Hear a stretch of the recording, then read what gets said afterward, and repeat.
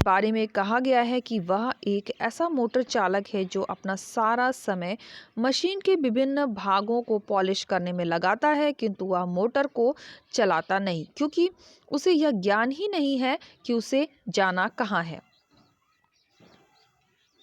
Lord William Bentinck से पूर्व सती प्रथा को सीमित करने हेतु निम्न में से किसने प्रयास नहीं किया? ध्यान रखिएगा, नहीं किया की बात कर रहा है। तो लॉर्ड एम हर्स्ट ने नहीं किया। ऑप्शन ए हमारे यहाँ पे करेक्ट होगा। एमपी असिस्टेंट प्रोफेसर 2017 का प्रश्न है, लॉर्ड विलियम बेंटिक के पूर्व सती प्रथा को सीमित करने का प्रयास लॉर्ड एम हस्टन द्वारा नहीं किया गया। सती प्रथा को समाप्त करने में सफलता वेल्टिंग को मिली, जिन्होंने 1829 में नियम 17 के तहत इसका अंत कर दिया और 1830 में इस पर पाबंदी को पूरे भारत में लागू कर दिया गया। बेंटिक के इस कार्य से राम मोहन राय के ब्राह्मण समाज की मांग पूरी हो गई। नेक्स्ट क्वेश्चन पे आ जाते हैं। किस फ्रांसीसी दार्शनिक ने द स्पिरिट ऑफ लॉज पुस्तक की रचना की? स्पिरिट ऑफ लॉज पुस्तक की रचना करने वाले थे मॉन्टेस्क्यू। एमपी असिस्टेंट प्रोफेसर 2017 का ये प्रश्न है, द स्पिरिट ऑफ लॉज यानी कानून की आत्मा राजनीतिक सिद्धांत पर लिखा गया एक ग्रंथ है। इस ग्रंथ को फ्रांसीसी विद्वान मॉन्टेस्क्यू द्वारा लिखा गया। इस ग्रंथ का प्रथम प्रकाशन 1748 में किया गया। यह ग्रंथ तुलनात्मक कानून की महत्वपूर्ण ग्रंथ है। कलकत्ता में सुप्रीम कोर्ट की स्थापना की गई थी। तो सुप्रीम कोर्ट की स्थापना हुई है 1773 के रेगुलेटिंग एक्ट के द्वारा। एमपी असिस्टेंट प्रोफेसर 2017 का ये प्रश्न रहा है, रेगुलेटिंग एक्ट में इस बात की व्यवस्था थी कि एक सर्वोच्च तथा 3 छोटे छोटे जजों वाले एक सर्वोच्च न्यायालय की स्थापना कलकत्ता में हो। यह न्यायालय 1774 में गठित किया गया। सर एलिजा इम्पे, ये बहुत ही इंपॉर्टेंट नाम है। इम्पे मुख्य न्यायाधीश तथा चैम्बरलिन और ली मेस्टर और हाइड न्यायाधीश नियुक्त हुए। लॉर्ड कर्जन द्वारा किए गए बंगाल के विभाजन को किसके द्वारा रद्द किया गया?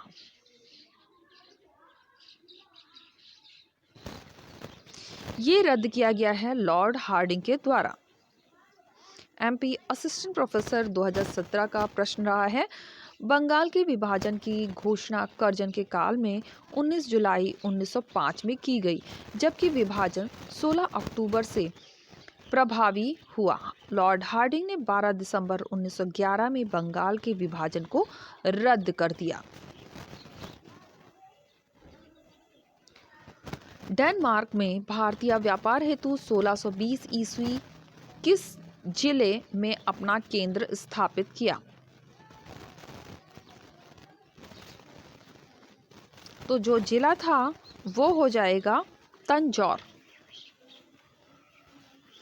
एमपी असिस्टेंट प्रोफेसर 2017 का प्रश्न रहा है, अंग्रेजों के बाद डैन 1616 ईस्वी में भारत आए। तंजौर जिले के ट्रा के बोर में 1620 ईस्वी में उन्होंने अपनी पहली फैक्ट्री स्थापित की। इसके बाद बंगाल में सिरमपुर में 1676 ईस्वी में उन्होंने अपनी दूसरी फैक्ट्री स्थापित की। 1745 ईस्वी में उन्होंने अपनी सभी फैक्ट्रियां ब्रिटिश कंपनी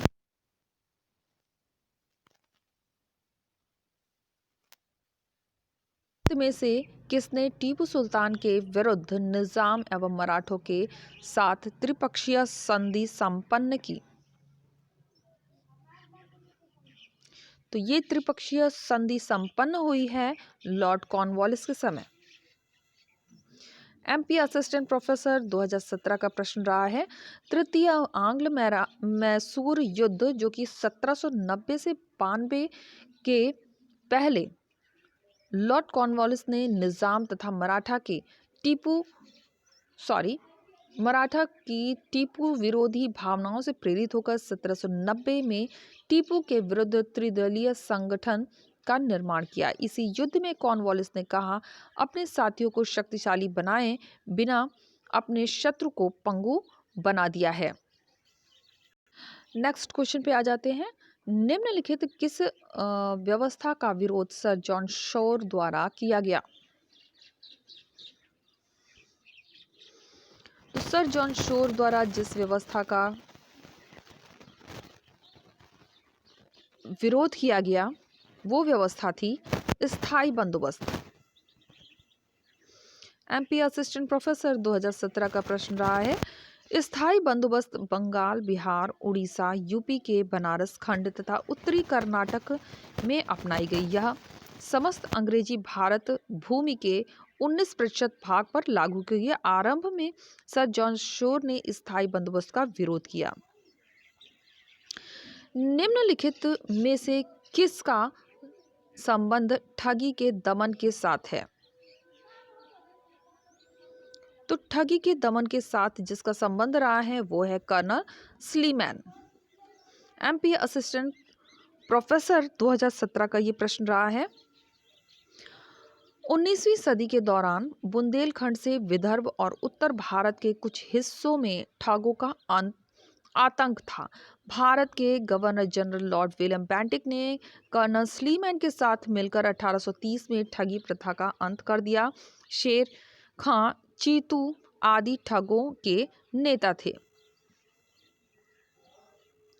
निम्न में से कौन सा एक कथन सहायक संधि के संबंध में सत्य नहीं है?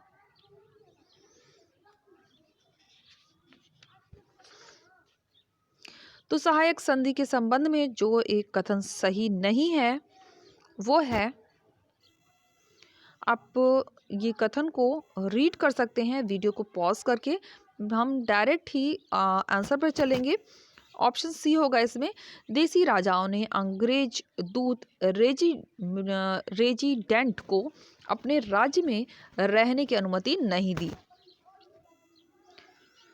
तो यहाँ हम देख लेते हैं, ये भी एमपी असिस्टेंट प्रोफेसर 2017 का प्रश्न रहा है। सहायक संधि लॉर्ड वेलिजली द्वारा 1799 से 1805 तक प्रतिपादित एक नीति में थी, जिसके माध्यम से भारतीय राज्य अंग्रेजों से सुरक्षा की गारंटी प्राप्त करते थे। इस संधि में विदेशी नीति, युद्ध या शांति अंग्रेजों से पूछकर की जाती थी तथा प्रत्येक राज्य को अपनी राजधानी में एक ब्रिटिश दूत रखना पड़ता था। स्वतंत्रोत्तर भारत की तटस्थता की नीति को किसने अनैतिक निष्पक्षता की संज्ञा दी? तो ये जो तटस्थता की नीति को अनैतिक निष्पक्षता की संज्ञा देने वाले थे, ये थे John faster Dallas. John faster Dallas America के एक रिपब्लिक राजनीतिक थे। उन्होंने स्वतंत्रता के बाद भारत के तटस्थता की नीति को अनैतिक निष्पक्ष कहा था। जॉन फास्टर का जन्म 1888 में वॉशिंगटन डीसी में हुआ था। किस यूरोपीय यात्री को एक जौहरी था जो ने मयूर सिंहासन का विस्तृत विवरण दिया? फिर से एक बार रीड कर लेते हैं। किस यूरोपीय यात्री जो कि एक जौहरी था ने मयूर सिंहासन का विस्तृत विवरण दिया है? तो ये यात्री था ट्रेवेर्नियर। ट्रेवेर्नियर 1605 से 1689 ईस्वी एक फ्रांसीसी खोजकर्ता एवं हीरे का व्यापारी था। उसने भारत की 6 बार यात्रा की, जो उसकी पुस्तक द 6 वॉयज ऑफ ट्रेवल्स में उल्लिखित है। उसने अपनी पुस्तक में मयूर सिंहासन के बारे में विस्तृत विवरण दिया है। निम्नलिखित घटनाओं को सही तिथि क्रम में व्यवस्थित कीजिए। तो आपको घटनाएं दिख रही होंगी और इसे हमें क्रम में व्यवस्थित करना है।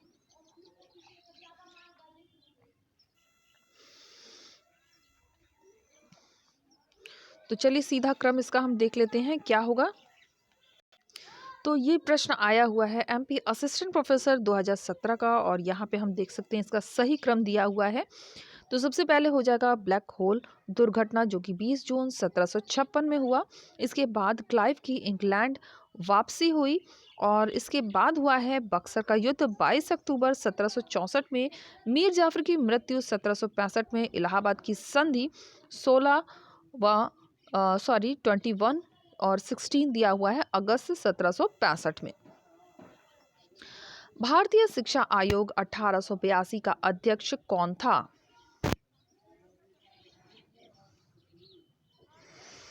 तो इसका अध्यक्ष जो बना था वो था डब्ल्यू हंटर। 1882 में हंटर की अध्यक्षता में एक शिक्षा आयोग गठित किया गया, जिसमें 8 सदस्य थे। इस आयोग को प्राथमिक और माध्यमिक शिक्षा की समीक्षा करने को कहा गया। इसने प्राथमिक स्तर पर मातृभाषा में शिक्षा देने, स्त्री शिक्षा की पर्याप्त व्यवस्था करने तथा व्यावसायिक एवं साहित्यिक शिक्षा देने का सुझाव दिया। नेक्स्ट क्वेश्चन पे आ जाते हैं। लॉर्ड मेयो की हत्या किस वर्ष? एमपी असिस्टेंट प्रोफेसर 2017 का प्रश्न है, और ये हुई थी 1872 में। लॉर्ड मेयो की हत्या 8 फरवरी 1872 को अंडमान में एक अफगान ने चाकू मारकर की थी। लॉर्ड मेयो ने भारत में 1872 में प्रायोगिक जनगणना करवाई। मेयो द्वारा 1872 में कृषि विभाग तथा अजमेर में मेयो कॉलेज की स्थापना हुई। ये बहुत ही इंपॉर्टेंट है। कृषि विभाग और अजमेर में मेयो कॉलेज की स्थापना 1872 में हुई। दक्कन की किस सुल्तान ने अबू कर्क ने गोवा हस्तगत किया था? तो गोवा को हस्तगत किया था बीजापुर। ऑप्शन सी हमारा करेक्ट हो जाएगा। एमपी असिस्टेंट प्रोफेसर 2017 का प्रश्न है। तो आ जाते हैं इसकी डिस्क्रिप्शन पर। अबू कर्क 1509 ईस्वी में भारत में वायसराय नियुक्त हुआ। इसे भारत में पुर्तगाली साम्राज्य का प्रथम वास्तविक संस्थापक माना जाता है।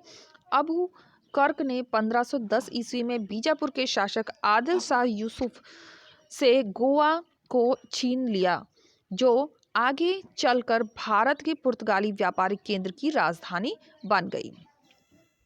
तो फ्रेंड्स, यहाँ मैं आपको जानकारी देना चाहूँगी, अगर आपने हिस्ट्री के वीडियोस नहीं देखे हैं तो बहुत से हिस्ट्री पर मैंने वीडियो प्रोवाइड किए हैं, और उस सब की के लिंक आपको डिस्क्रिप्शन बॉक्स में मिलेंगे। अगर आप टीजीटी, पीजीटी का ओल्ड पेपर और एनटीए यूजीसी नेट का सब्जेक्टिव हिस्ट्री और फर्स्ट पेपर देखना चाहते हैं तो उसके भी वीडियोस अपलोड हो चुके हैं। तो आई बटन का प्रयोग करके या फिर आप डिस्क्रिप्शन बॉक्स में जाकर प्लेलिस्ट के माध्यम से इन वीडियोस का लाभ उठा सकते हैं। और जो अभी सीरीज चल रही है इसमें आपका डीएसएसबी के भी क्वेश्चंस इसमें इंक्लूड हो गए हैं, जिसकी डिमांड आप काफ़ी समय से कर रहे थे। तो हम एक साथ ही सबकी प्रिपरेशन कर रहे हैं।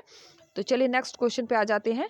निम्नलिखित में से कौन सा यूरोपीय युद्ध प्रथम कर्नाटक युद्ध के प्रारंभ होने के लिए उत्तरदायी था? तो ये उत्तरदायी था ऑस्ट्रिया के उत्तराधिकारी का युद्ध। प्रथम कर्नाटक युद्ध का कारण ऑस्ट्रिया के उत्तराधिकार का युद्ध यूरोप में 1746 ईस्वी में रहा। उत्तराधिकार के इस संघर्ष में पांडिचेरी के गवर्नर डुप्ले के नेतृत्व में फ्रांसीसियों की जीत हुई। अपने दावेदार को गद्दी पर बैठाने के बदले में उन्हें उत्तरी सरकार का क्षेत्र मिला। दलदली स्थल सुतानती में 1690 में किसने कलकत्ता की आधारशिला रखी? तो कलकत्ता की आधारशिला रखने वाले हैं जॉब चॉर्नॉक।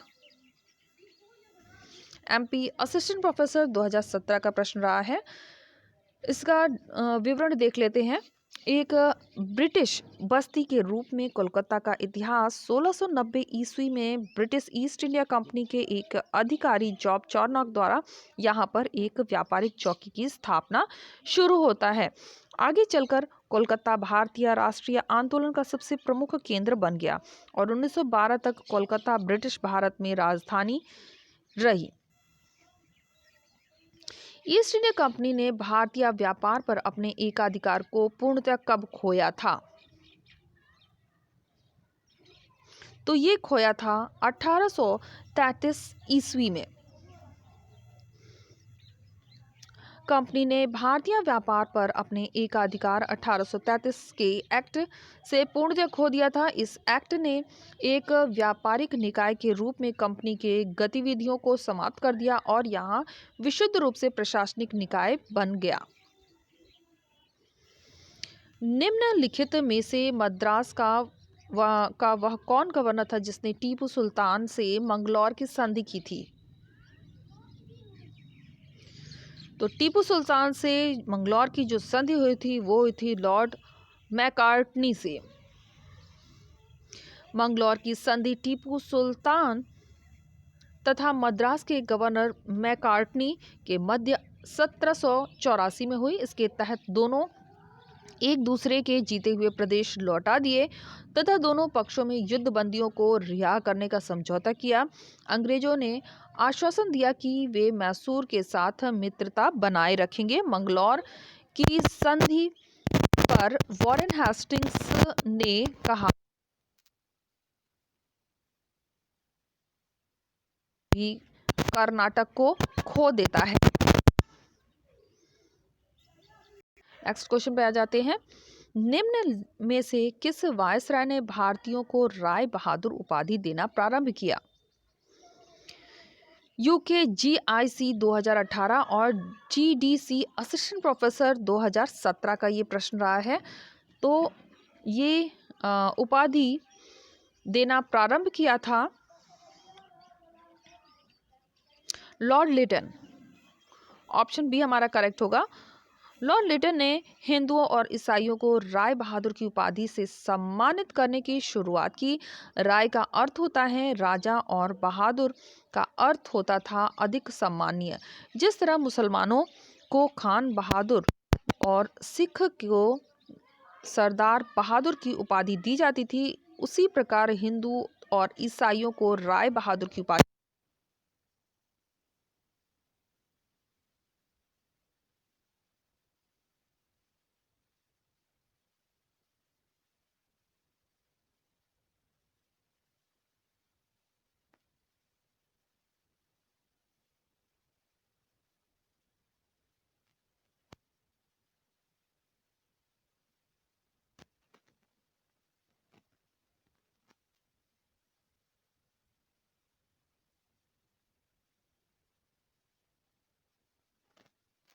पुलिस विभाग जीआईडी की स्थापना की और 1905 में बंगाल विभाजन के इसके प्रमुख किए गए कार्य थे।